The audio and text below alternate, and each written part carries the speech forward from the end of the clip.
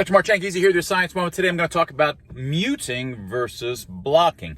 There's a sense in which they're the opposite. Now, I've talked about blocking before, and I think it should rarely be done. I think there's some good reasons to almost never do it.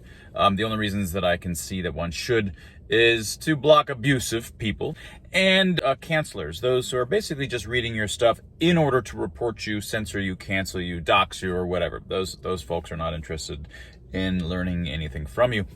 Now, I wanted to just mention muting. Muting, there's a sense in which it's the opposite. So if I was to block you, well, I can still go read your stuff. I can pose arguments and say, Doug is dumb, and here's all the reasons why Doug is wrong, and blah, blah, blah. And of course, you can never see that I'm making these sorts of arguments, right?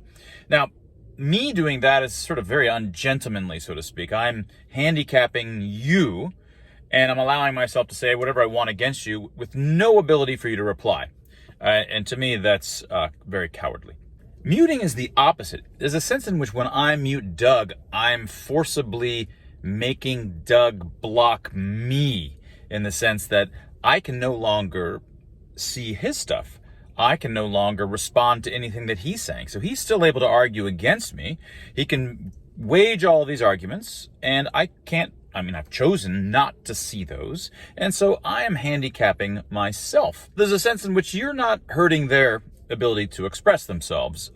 You're hurting your own ability, and that's something that you are able to do if you wish, but you shouldn't be willy-nilly harming other people's ability to engage with the network. And I think that muting is sort of an uncowardly way to maintain sanity on these networks, and still it doesn't take away anything from your opponents.